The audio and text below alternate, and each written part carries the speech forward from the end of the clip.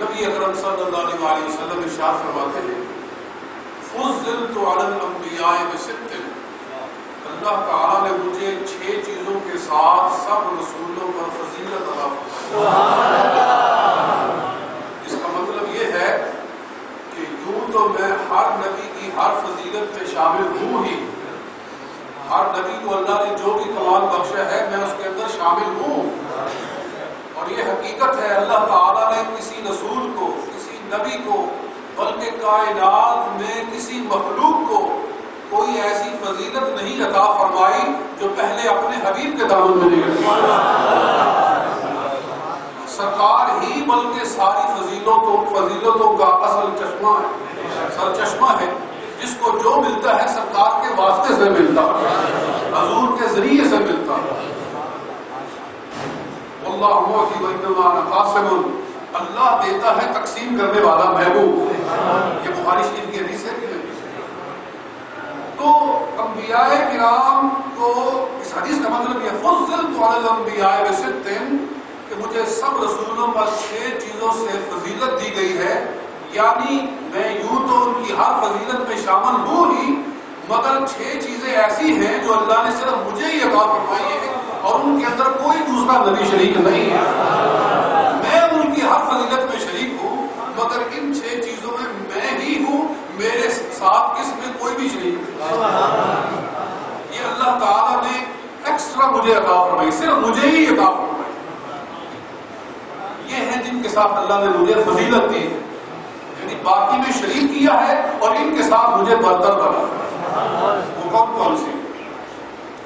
سید عالم صلی اللہ علیہ وسلم نے ارشاد فرمایا، فضلت علی الانبیاء بست، مجھے 6 چیزوں کے ساتھ سب رسولوں پر فضیلت دی گئی ہے۔ پہلی بات یہ ہے، اعطیت جوامع الکلم، مجھے اللہ تعالیٰ نے جامع کلام عطا فرمایا ہے،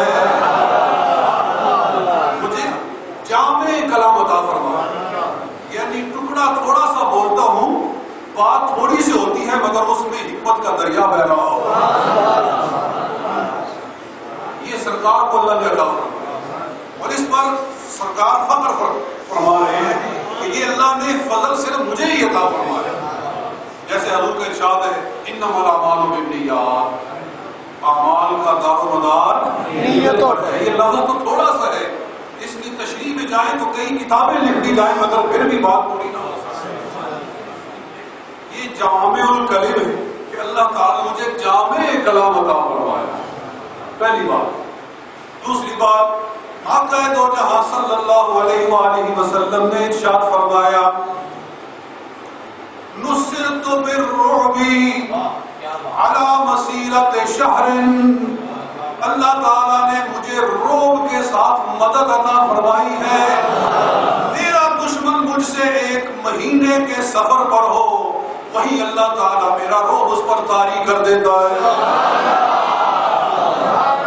نصرت بالرعب علی مسیرت شہر، 1 مہینے کی مسافت پر میرا دشمن ہو، میرا رعب طاری ہو جاتا ہے۔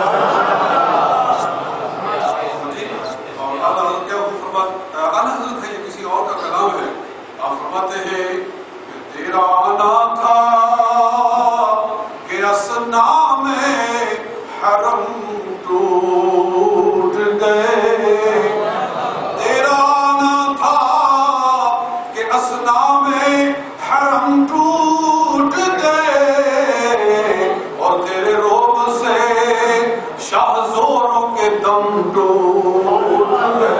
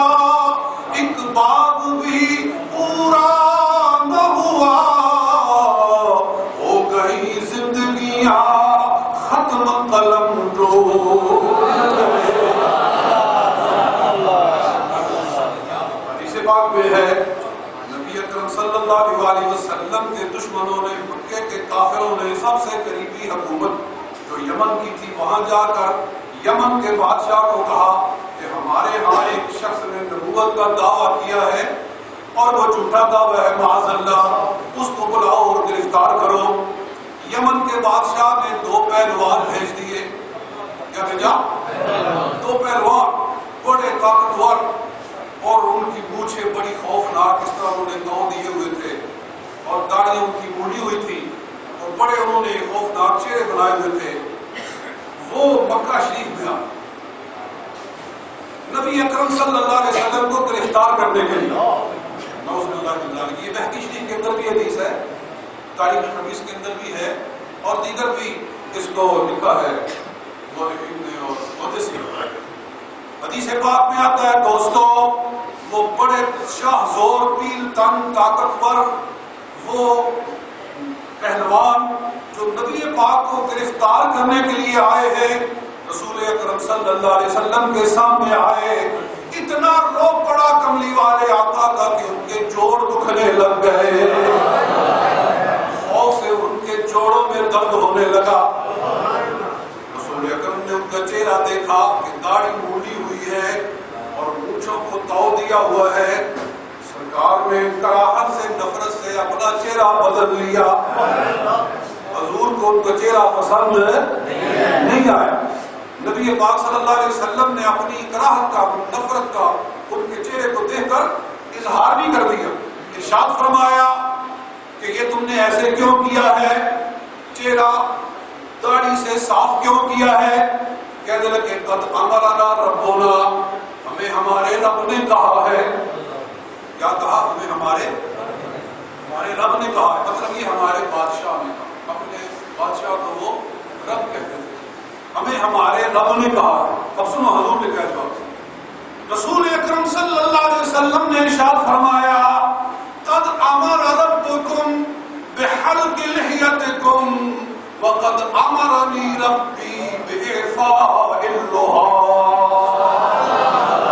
تمہارے رب نے تمہیں داڑھی مونڈنے کا کہا ہے اور میرے رب نے کہا ہے کہ داڑھیاں لمبی کرو۔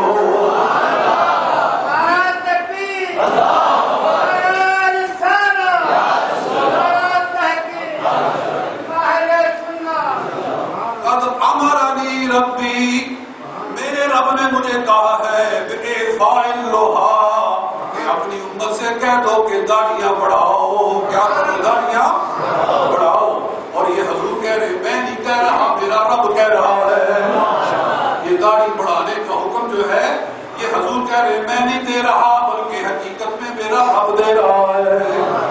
بہرحال میں اس موضوع پر نہیں جاتا کیونکہ ٹائم نہیں ہے میرے پاس۔ داڑھی بڑھانا یہ خدا کا حکم ہے۔ کس کا حکم ہے؟ خدا کا حکم ہے۔ تو اور رسول پاک کا حکم ہے، تو اللہ اور اس کے رسول کے حکم پر عمل کس نے کرنا ہے؟ بولو، یہ کس نے کرنا ہے؟ حضور کی امت نے کرنا ہے نا۔ عیسائی عمل کریں گے اس پر؟ یہودی کریں گے؟ نہیں، کون کریں گے؟ مسلمان کریں گے۔ یہ ہمیں دعوت ہے، ہمارے لیے لمحہ ہے فکریہ۔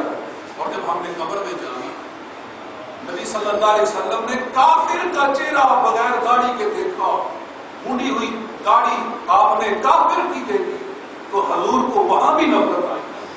اور اگر حضور کا امتی قبر میں جائے اور سرکار جب اس کو دیکھے اور اس کا چہرہ بغیر داڑھی کے ہو تو کیا حضور خوش ہوں گے؟ مسلمانوں ذرا اپنے اندر غور کر کے توجہ کے ساتھ سنو کہ نبی پاک تو ایک کافر کو دیکھے بغیر داڑھی کے تو حضور کو اس سے بھی نفرت آئی۔